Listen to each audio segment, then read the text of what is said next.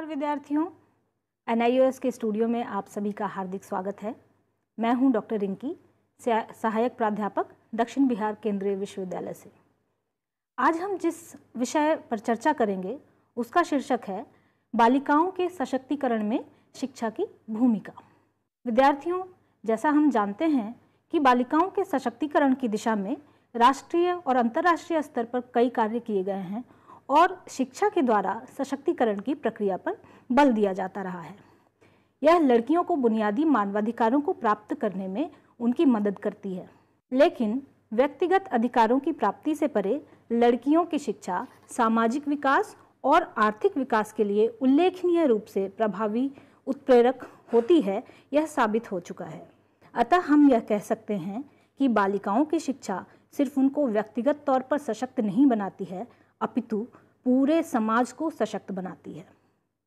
सशक्त बालिकाएं ही बाद में सशक्त नारी और मानव की भूमिका में समाज के प्रति अपने दायित्वों का निर्वहन करती हैं। शिक्षा के द्वारा सशक्तिकरण एक अग्रसारित प्रक्रिया बन जाती है। यह कैसे बन जाती है, अब हम यह समझने की कोशिश करेंगे। गुणवत्तापूर्ण शिक्षा बालिकाओं की विद्यालयों में सहभागिता की दर में वृद्धि करती है एवं अगले स्तर की शिक्षा के लिए उन्हें तैयार करती है। गुणवत्तापूर्ण प्रारंभिक शिक्षा उनके माध्यमिक स्तर पर ड्रॉप आउट दर को कम करने में भी सहायक होती है और बालिकाओं में निर्णय लेने की क्षमता का विकास करती है, जिससे वो अपने लिए सही विकल्प का चुनाव करने में सक्षम होती हैं। शिक्षा के द्वारा ही वे शिक्षा के महत्व को समझती हैं एवं माध्यमिक या उच्च शिक्षा प्राप्त करने के लिए प्रेरित होती हैं। इस प्रकार बाद में एक मानव के रूप में विभिन्न तरह की भूमिकाओं के द्वारा आर्थिक, राजनीतिक और सामाजिक उत्थान के लिए कार्य करती हैं। इस प्रकार शिक्षा के द्वारा सशक्तिकरण एक स्व अग्रसारित अर्थात सेल्फ परपेचुएटिंग प्रक्रिया बन जाती है, जिसमें एक बालिका शिक्षा के माध्यम से एक सशक्त नारी और मानव बनने की दिशा में ही स्वयं ही विकल्पों का चुनाव करती है। अब हम यह समझने की कोशिश करेंगे कि सशक्त बालिकाओं में क्या क्या गुण होते हैं। एक सशक्त बालिका में आत्ममूल्य, आत्मविश्वास और आत्मसम्मान की भावना होती है। उसमें विश्लेषणात्मक क्षमता और सृजनात्मक क्षमता भी होती है। उसमें नेतृत्व करने की क्षमता एवं समूह में कार्य करने की क्षमता भी होती है। अपनी तथा आसपास के लोगों की समस्याओं का हल निकालने की दिशा में कार्य करने की इच्छा भी उसके अंदर होती है। उसमें निर्णय लेने की क्षमता होती है और कई बार ऐसा देखा गया है कि वह अपनी पसंद के कोर्स या स्ट्रीम को पहचान कर उसमें दाखिला लेने का निर्णय स्वयं करती हैं। अपनी क्षमताओं को पहचानने और उसका अधिकतम विकास करने की दिशा में एक सशक्त बालिका हमेशा प्रयत्नशील होती है और उसमें अपनी कमजोरियों को पहचानकर उसे दूर करने के प्रयत्न करने की इच्छा शक्ति भी होती है। उसे अपनी रुचि, अरुचि, किसी कार्य को करने की इच्छा या अनिच्छा के विषय में जानकारी होती है। अपनी बातों और विचारों को अच्छी तरह से संप्रेषित करने की क्षमता भी उसके अंदर होती है। इसका उपयोग करके वह कई बार अपने अभिभावकों और शिक्षकों को अपने उचित मांगों के लिए दृढ़तापूर्वक समझा लेती हैं। वह अपने बाल अधिकारों और कर्तव्यों के प्रति सचेत होती है। परिवार, समाज तथा विद्यालय में अपने प्रति भेदभावपूर्ण रवैये को पहचानने की क्षमता होती है और उसमें उसे रोकने की दिशा में प्रयत्न करने का जज्बा भी होता है। वह अपने साथ हो रहे किसी भी प्रकार के शोषण को पहचानने की क्षमता रखती है और उसे रोकने की दिशा में कार्य करने का साहस भी रखती है। उसका सरकार और अन्य माध्यमों द्वारा उनके विकास के लिए उपलब्ध कराई गई सुविधाओं की जानकारी होती है और उसका लाभ लेने की क्षमता भी होती है। वह अपने स्वास्थ्य के प्रति सचेत होती है।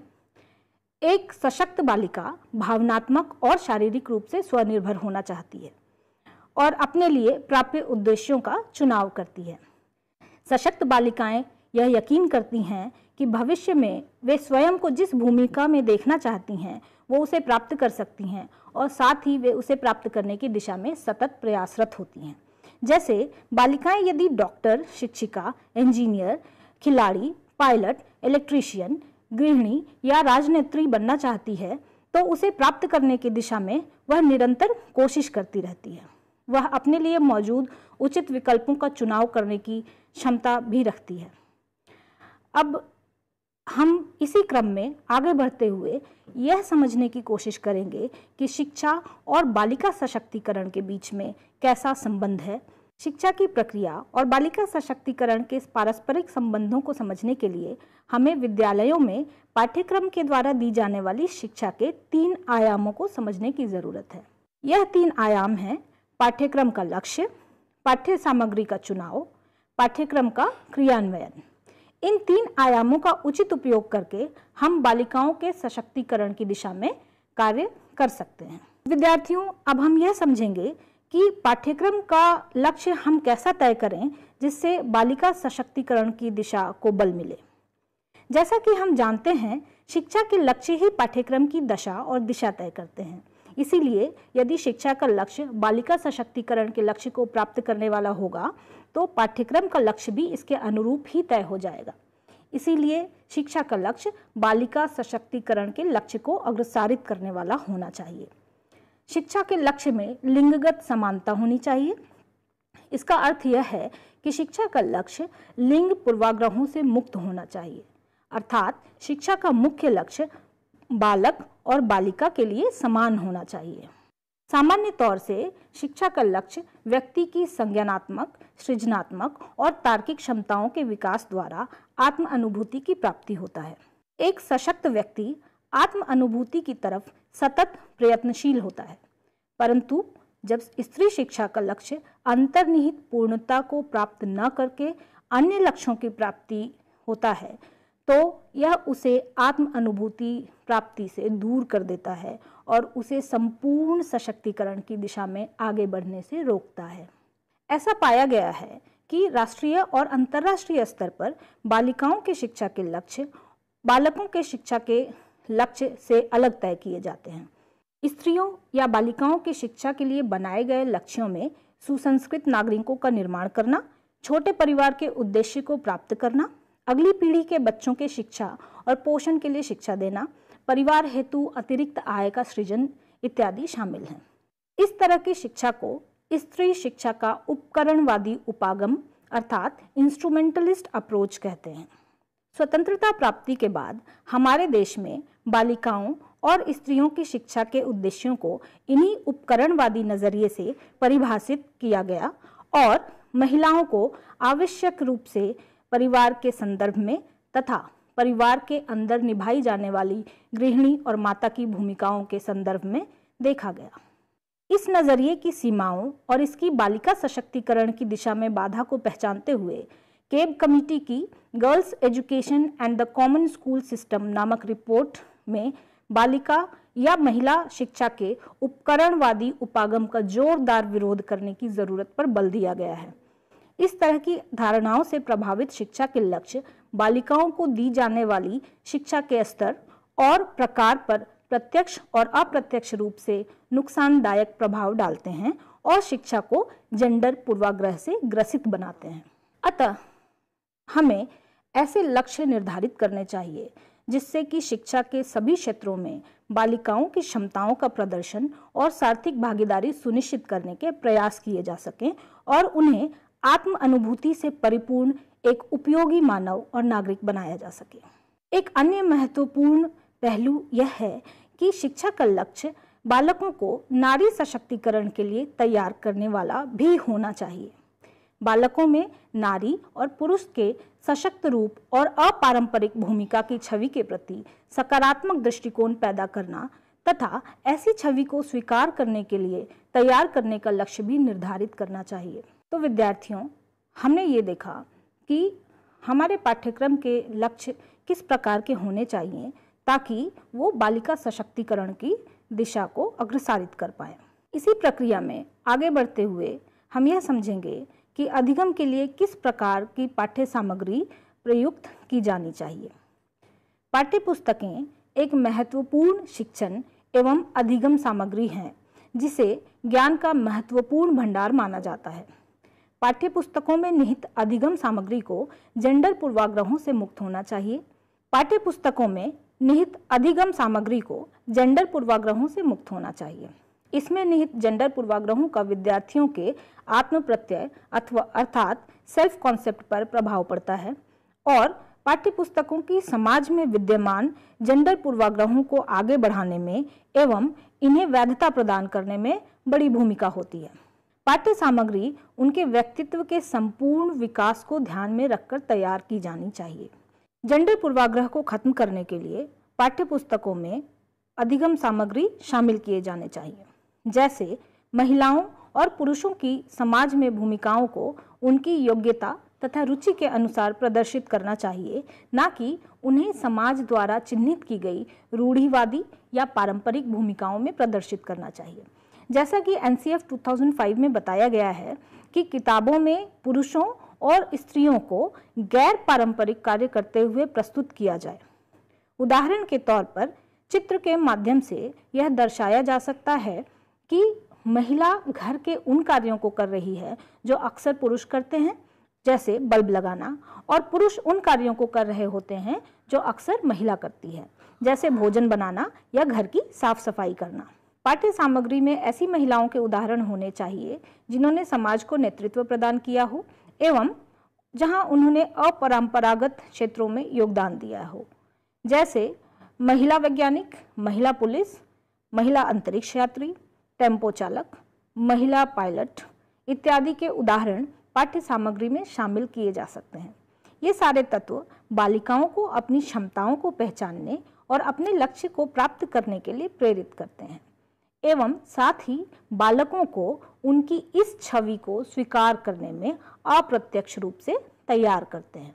अब हम इसी क्रम में आगे बढ़ते हुए यह देखेंगे कि पाठ्यक्रम का क्रियान्वयन कैसा होना चाहिए जिससे बालिका सशक्तिकरण को बल मिल सके। इस संदर्भ में हमें यह जानने और समझने की ज़रूरत है कि विद्यालय का वातावरण और शिक्षण व्यवहार बालिकाओं के सशक्तिकरण में बहुत अहम भूमिका निभाते हैं।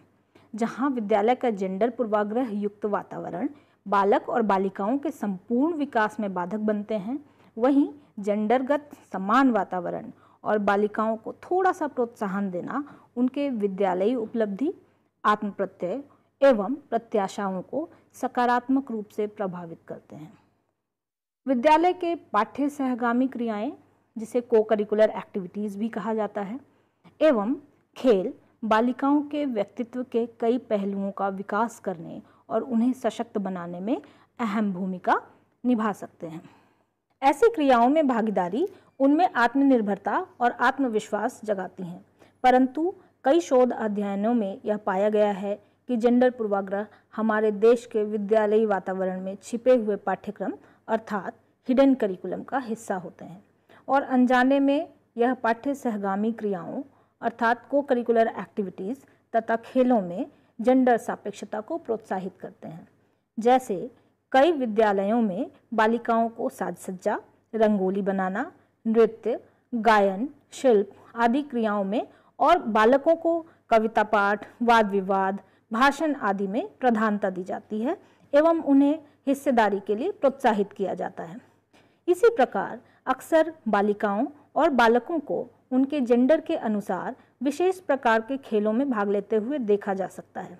बालक शारीरिक रूप से चुनौतीपूर्ण खेलों में हिस्सेदारी करते हैं, जैसे हॉकी, क्रिकेट, फुटबॉल, हैंडबॉल आदि, और बालिकाएं रस्सी कूद, खो खो या ऐसे ही दूसरे खेलों में हिस्सा लेती हैं जो शारीरिक रूप से कम चुनौतीपूर्ण होते हैं। इसीलिए यह जरूरी है कि विद्यालय का वातावरण जेंडर निरपेक्ष हो और बालक और बालिकाओं को अपारंपरिक पाठ्य सहगामी क्रियाओं और खेलों में हिस्सेदारी करने के लिए प्रोत्साहित किया जाए ताकि विद्यालय में जेंडर पूर्वाग्रह कम हो सकें। इसी प्रकार कक्षा में पाठ्यक्रम का क्रियान्वयन करते समय शिक्षक को विभिन्न प्रकार के ऐसे शिक्षण विधि का उपयोग करना चाहिए जो बालिकाओं के संपूर्ण विकास में सहायक हों। उनमें विषय वस्तु की समझ पैदा करने के साथ साथ विश्लेषणात्मक क्षमता, सृजनात्मक क्षमता, नेतृत्व क्षमता तथा अन्य क्षमताओं का विकास करने की दिशा में कोशिश करनी चाहिए। पाठ्यक्रम के उद्देश्य तब तक पूरी तरह से प्राप्त नहीं किए जा सकते हैं जब तक पढ़ाई जाने वाली विषय वस्तु का व्यावहारिक ज्ञान न करवाया जाए। इसीलिए ऐसी शिक्षण विधि का उपयोग करना चाहिए जिसमें सैद्धांतिक ज्ञान का व्यावहारिक ज्ञान के साथ समन्वय हो। इसके लिए शिक्षक क्रिया आधारित अधिगम को अपना सकते हैं। साथ ही वह बालक बालिकाओं के छोटे समूह बनाकर भी कई तरह के अधिगम कार्य करवा सकते हैं। जब बालक बालिकाएं एक समूह में कार्य करते हैं तो उनमें जेंडरगत पूर्वाग्रह कम होने की संभावनाएं बनती हैं एवं वो एक दूसरे के लिए दृष्टिकोण उनके मानव होने के आधार पर बनाते हैं, ना कि उनके एक विशेष जेंडर होने के आधार पर। साथ ही वो एक दूसरे की क्षमताओं के विषय में अवगत होते हैं और एक दूसरे से सीखते हैं। इसी प्रकार बालिकाओं को गणित शिक्षण और विज्ञान शिक्षण के लिए भी वैसे ही प्रोत्साहित करना चाहिए जैसे अन्य विषयों के लिए किया जाता है।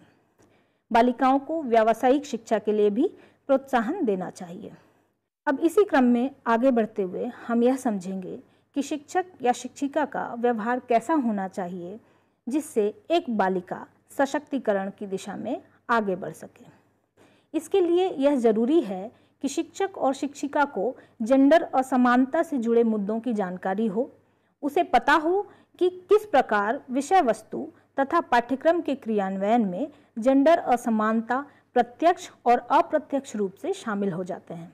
उसे इस बात की जानकारी भी होनी चाहिए कि वह कैसे अपने व्यवहार और शिक्षण विधि में जेंडरगत समानता का समावेश कर सकता है।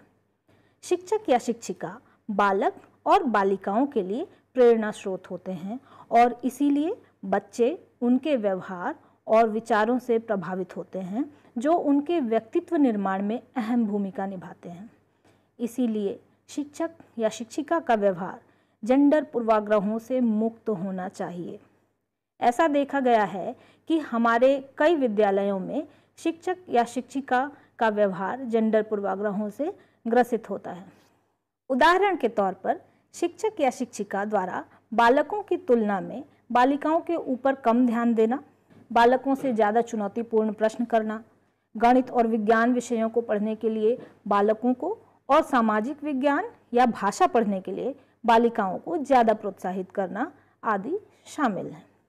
ऐसे व्यवहार बालिकाओं के आत्मप्रत्यय, आत्मविश्वास एवं उनकी प्रत्याशाओं पर नकारात्मक प्रभाव डालते हैं। अतः शिक्षक या शिक्षिका का व्यवहार जेंडरगत समानता पर आधारित होना चाहिए। शिक्षकों एवं शिक्षिकाओं को कक्षा में भयमुक्त वातावरण का निर्माण करना चाहिए ताकि बालिकाएं निर्भीक रूप से अपना दृष्टिकोण व्यक्त कर सकें एवं अधिगम कार्य में पूर्ण भागीदारी कर सकें। शिक्षक एवं शिक्षिकाओं का दोस्ताना और सहयोगपूर्ण व्यवहार बालिकाओं को अपनी इच्छा, अनिच्छा, आशा, प्रत्याशा एवं किसी प्रकार की परेशानियों को उनके साथ साझा करने में मदद करता है। शिक्षक या शिक्षिका निर्देशन और परामर्श के द्वारा बालिकाओं की शैक्षिक एवं व्यक्तिगत परेशानियों को दूर करने में उनकी मदद कर सकते हैं। बालिकाओं की क्षमता को पहचान करके उसे निखारने की दिशा में भी शिक्षक या शिक्षिका का महत्वपूर्ण योगदान होता है। शिक्षक एवं शिक्षिकाओं को अपने शिक्षण कार्य के विषय वस्तु में महिलाओं की समाज निर्माण में भूमिकाओं को भी आवश्यक रूप से शामिल करना चाहिए। तो विद्यार्थियों, हम अब यह समझ चुके हैं कि शिक्षक और शिक्षिकाओं का व्यवहार बालिका सशक्तिकरण की प्रक्रिया को प्रभावित करता है। उनका सकारात्मक व्यवहार संपूर्ण बालिका सशक्तिकरण को बल प्रदान करता है। तो पूरे चर्चा के अंत में अब हम थोड़ा सा इसे समराइज कर लेते हैं कि हमने आज क्या क्या पढ़ा।